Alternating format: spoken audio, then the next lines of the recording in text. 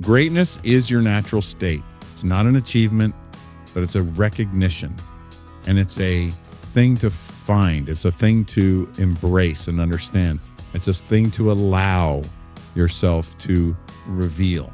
Sometimes the greatest thing in you is something you've hidden because it was so great and so strong that people said, whoa, back up and get rid of that. I don't want to deal with that. Put that away. It's too much, right? Because it was so strong. Hey, everybody, Jeff here. Before we get started, if you're getting value from the podcast, please take a moment to like and subscribe to our YouTube channel. For those of you listening on podcast apps, don't forget to rate and review. Your support really helps the show reach more people, and for that, I am truly grateful. Now let's dive in.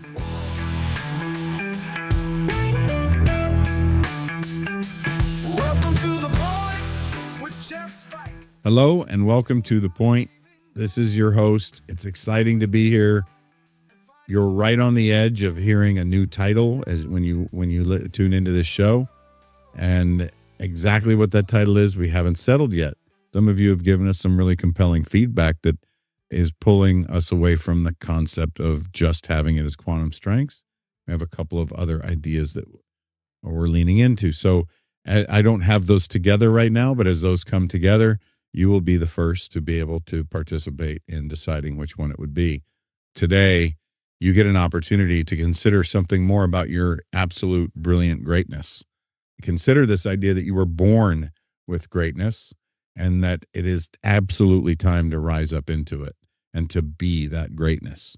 A few of the things that I want you to dispel, kick out, not allow thoughts into your mind at all through all of this is that in any way, shape, or form does that make you anything in the way of egocentric, because 100% you are made from greatness. You are here for a reason. There's way too many things that happen in the universe. There's way too many things that happen in the womb. There's way too many things happening up into the moment of conception. And then in the first year to 2 years, the 5 years of life that allowed you to grow to be the person that you are. And then all of the other variables involved that have you here says so many things that alone is amazing. Our differences is one of the most connecting things that we can ever have. So whatever you have that's different from others is one of the things that connects you the most. Yet it may be the thing that you believe and you focus on and choose thought around, saying that it separates you the most. So it's time to release doubt, release minimization, release the idea of discrediting or discounting yourself. It's time to put yourself first, step up into the ring, and be the champion that you are. So absolutely 100% everything you need is inside of you, and that's the place to look, is within. So many of you are reading and studying, looking for all of these other resources outside of yourself and the next greatest book that motivates you. There's a lot of writings out there that talk about motivation as motivation is bogus, that motivation is really a myth and that it doesn't really work. And the reality is that external motivation can be a fabulous thing. But when you consider motivation, you can think of it like a toddler. If you are allowing something externally to motivate you, like a motivational speaker or a book you read, you can gauge the value of that motivation similarly to how you value a toy you give a toddler and how long it occupies their attention.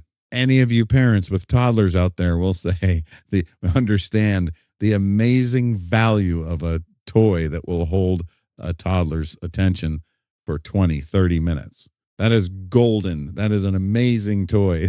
And you know the amazing value you place on that toy, that it will capture someone's attention that long or even longer. But you can think of yourself in that framework to put yourself in the mode of a toddler if you're requiring external things to be your sole motivation.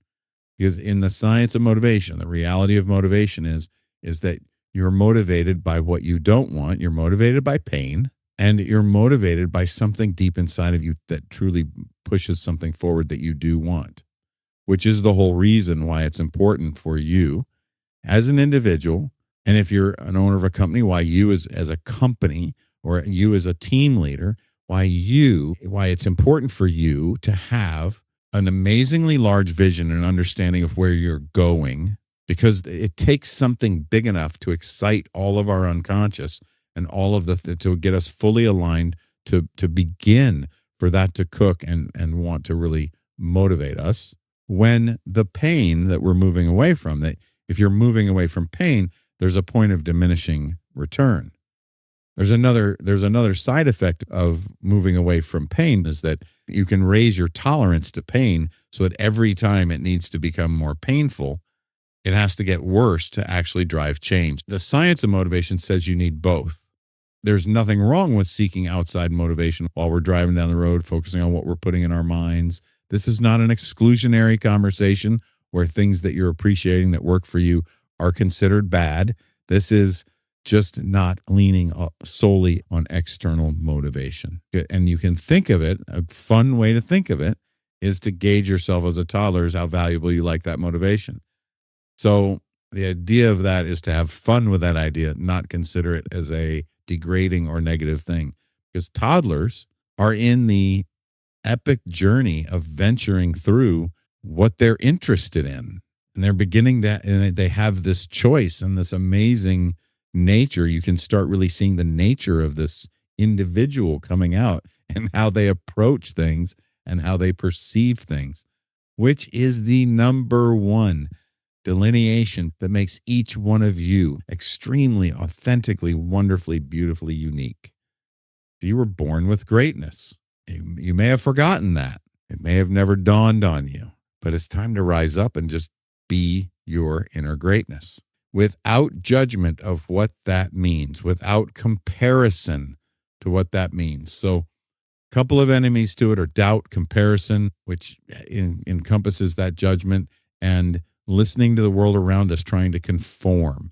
So if you're trying to conform, there's nothing wrong with fitting in, with being part of a group, but make sure that there's room for you to be your individual self. If we're being repetitious and all doing exactly the same thing the same way, we're losing something. You move much faster and smoother towards things when you're moving together with everyone's greatest self on board. So stop competing against each other and start competing towards something wonderful with each other. So greatness is your natural state. It's not an achievement, but it's a recognition. And it's a thing to find. It's a thing to embrace and understand. It's a thing to allow yourself to reveal. Sometimes the greatest thing in you is something you've hidden because it was so great and so strong that people said, whoa, back up and get rid of that. I don't want to deal with that. Put that away. It's too much, right? Because it was so strong. I'm a strong at processing verbally. So one of my strengths is I can verbally process. As a matter of fact, you get to hear me work on focusing on communicating specifically and intently and not verbally processing. And you may be able to tell when I fall into a rhythm of processing over communicating. Two very different things. When you are a verbal processor as a strength, you might be known as someone who talks all the time or way too much. So I got a lot of feedback as a kid by my uncles. No, I'm not sure anyone wanted me riding in the car with them when I was 10, 11, 12, or 15.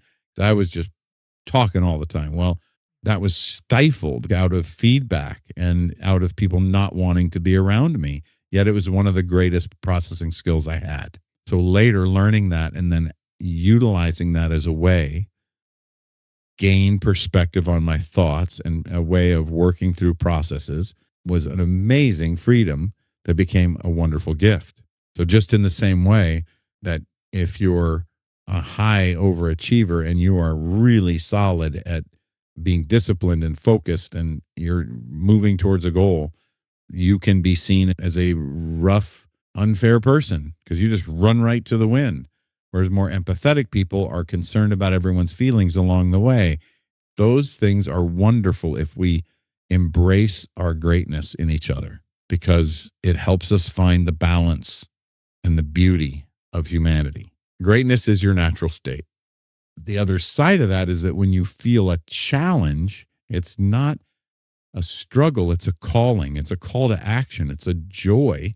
It may not feel like a joy the way you think of it, but when you get a tightness and you feel a challenge, it's a calling to overcome something, to learn something, and to become more flexible and stronger, better, more helpful, more useful, more beneficial to others. So life isn't testing you to break you, it's calling you to meet the version of you that is already extremely equipped and ready for what's being put in your life. So, have you ever heard the idea and the concept that God wouldn't give you anything that you can't handle? Finding and being in the greatness of yourself has an immediate effect on the ability to feel joy. An immediate joy effect is what you can call it. So you've already survived 100% of your hardest days. You've already survived 100% of your hardest days. Imagine that. If the toughest is actually behind you, the things that you admire in others are mirrors of what's inside of you. And the things that bother you in others are things you don't like about yourself. So all of those things become internal ways of you having a way to sort through what you want to hang on to and not hang on to in yourself. Gives you the opportunity to have some type of visual presentation or a checklist of ideas, of thoughts, so you can decide what to hang on to and what not. Because at the end of the day, the idea of being great within yourself has to do with managing your thoughts and focusing your thoughts on what's positive, what's good, what's strong, what's pure, and what's true. So if you are waiting on a sign, stop. The sign has happened. The sign are those little things that are happening in the world already around you that you're not noticing. The sign is you felt bad because somebody didn't want to be around you because of something. In that, there's a greatness. That's already been a calling for you to solve a problem and ask enough questions and be curious and allow yourself to take up space and be in an environment to learn what you need to learn, to never repeat it again, and sit there with others in peace, joy, harmony, love, and get things done with your natural best self. So don't wait for a sign. Know that it's already happened. This is not about self-help. It's about self-recognition. Talking about self-parenting the other day, and it was an immediate stop. It was like, stop self-parenting. Your parents did what they did and parented you the way they're going to parent you. You can't change that. That's history. That's the past. All you can do is be your best adult. Be the adult in your life. And the parts of you, gain the alignment you need with the parts of you to move forward. Gain the alignment, gain the buy-in, and be the adult in your life to focus on what's great about you, what's amazing about you, and what you can do to serve others, what you can do with that great part of yourself to be of service to others. Send this to somebody who's forgotten how powerful they are. Think of what you can say today or tomorrow to someone else to remind them of something you appreciate about them. Start looking for everything you're finding right in people, in the world around you, and calling it out. It's so much more exciting and fun than pointing out the criticisms and the things that we don't like. When you get home and to your family, find something wonderful to say to every single member in your family. Ask them about their day and acknowledge them for something that they've done that's been really positive. Acknowledge something you admire about in them. Oh my gosh, you'll see an amazing reaction from the world around you. This is not foo-foo-y, cloud in the sky type of ideas. This is salt of the earth, hard foundation, something to stand on and build on that creates a life worth living, begins to eliminate all of the other things that are coming in your way that, should you embrace, continue to strip away the belief and the awness of what is great in the world. And if you don't believe me that that's a problem today, look around and talk to your neighbors and think about who's actually not in the negative. Look for people who are not in the negative. And if they are, find a way to not join them and make a decision to do something else. The true call to action of everyone coming together in their approach and in their perspective and honoring and allowing space for those things is some of the most productive time you'll ever spend and fulfilling time you'll ever spend. You actually get to the top of the pyramid of all of these different structures that allow you and everyone else around you to self-actualize and be the true version of yourself, where the conscious and the conscious and the unconscious can become aware of each other. Jung said the power of individuation, and the number one most important thing that needs to happen for an individual to become their most beautiful, innate, great self, is for the unconscious to become conscious. So on that, we're at, this is a fast one, short, fast, and easy. We're going to get you moving on in time here. Know you're wonderful. Know you're wonderful just like everyone else.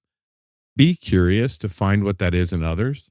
No matter how people are presenting, know that that's in them. You might be focused right now or have that thought in your mind of someone that you think that just does not come with any of that greatness. Leave it to someone else to do it. Leave it to someone else, because the best thing you can do is choose not to be around that person. Separate yourself entirely. No need to be around it, but let go of that and focus on those around you that you want to be around, and choose to be around who you want to be around. Give yourself the allowance.